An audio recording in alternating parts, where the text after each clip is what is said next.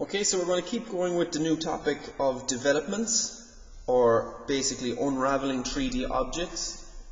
So today's question is very similar to the second question that we did in the last class, which was a cuboid. This time we are going to be unraveling this Barry's teabag box. Okay, now as you can see, you have your top cover with your Barry's tea and your cup on it. We'll call this one the front. You have the back.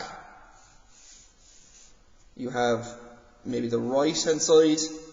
We'll call this one over here the left hand side, and you would have, of course, the bottom. Okay, so if I was to turn on my X-ray vision for a second, I would be able to see the bottom of my Barry's teabag box, like so. And I'd also be able to see the left hand side of my box and the back of it.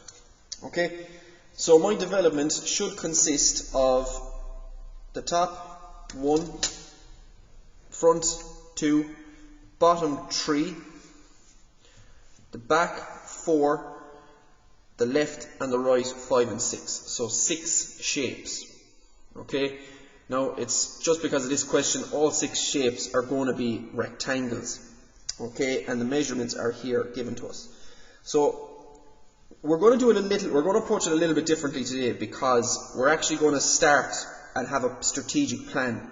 The last day we just kind of drew shapes and made sure it developed into what it was originally. But today we're going to start with the bottom.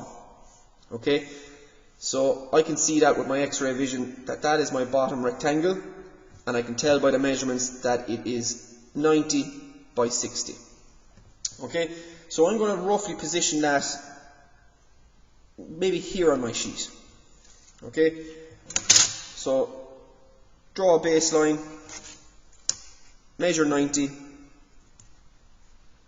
that's your length, and your height is going to be 60. Okay, so nice and light for a start. I would advise keeping the heavy lines to the very, very end, particularly in this type of question.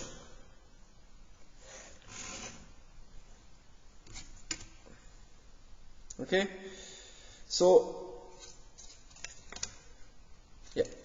there is my bottom square, and I'm just going to call it bottom for a second. Okay, now what's connected to the bottom? The front rectangle is connected to it. Okay, so that's the next thing I'm going to do. So it's still 90 long, but this time it's 30 high, and I can see that over here. Okay, so I'm just going to drop a line down and a line down, and I'm going to measure my 30 mil here. Okay, so there is my front.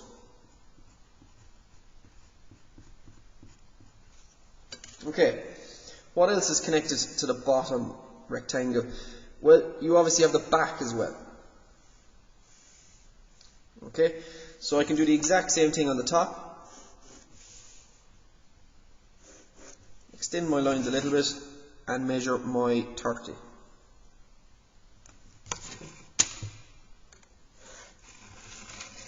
Okay, and I'm going to call that my back. Okay, what else is connected to my bottom piece? Well, I have the the right rectangle and the left rectangle over here. Okay, these ones are joining on this edge here, which is this edge from this point to this point here, and again it's 30 high. So I'm going to draw over my lines a little bit longer, just extend them, and I'm going to measure my 30.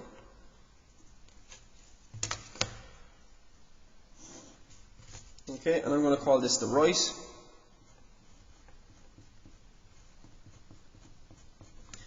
And I'm going to do the exact same process for the left hand side.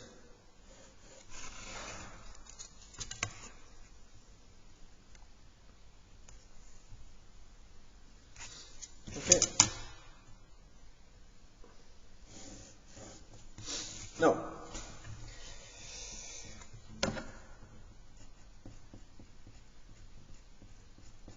Okay, so that's 5 of my rectangles done, but I have one more. I have the lid, or the top piece, the one with my Barry's tea and my cup. Okay, now this can be drawn in a number of places, okay, because it's connected to the right, on this edge.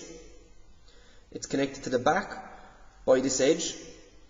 It's connected to the left hand side by this edge, and to the front by this edge.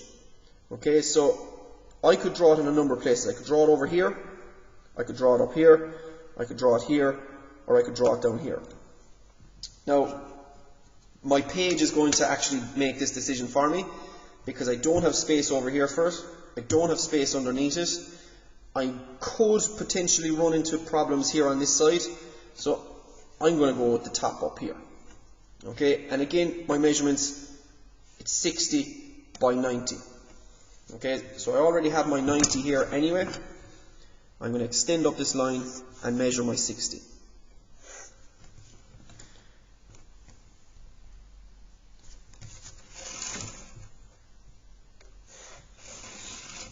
And I'm just going to label at the top.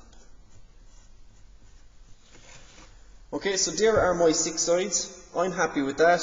If I cut it out and folded it, it would definitely recreate this shape over here. So I'm going to go and I'm just going to start doing my outline heavy. Okay, so by outline I'm talking about the perimeter.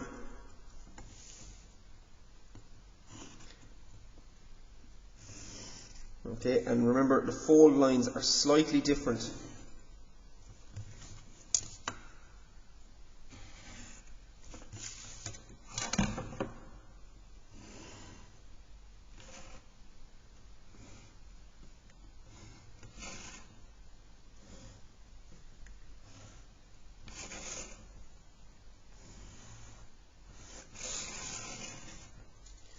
Okay, so my fold lines are going to be this line, this one, this one, this one, and this one.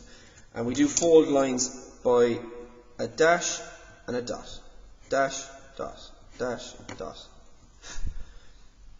Dash, dot, and a dash.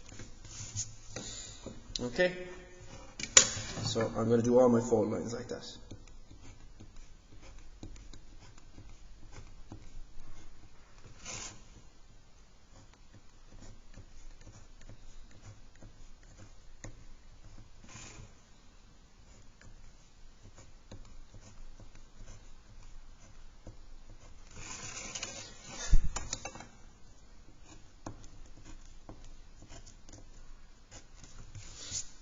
Okay, and that is my surface development, or as they call in maths, the net of that object.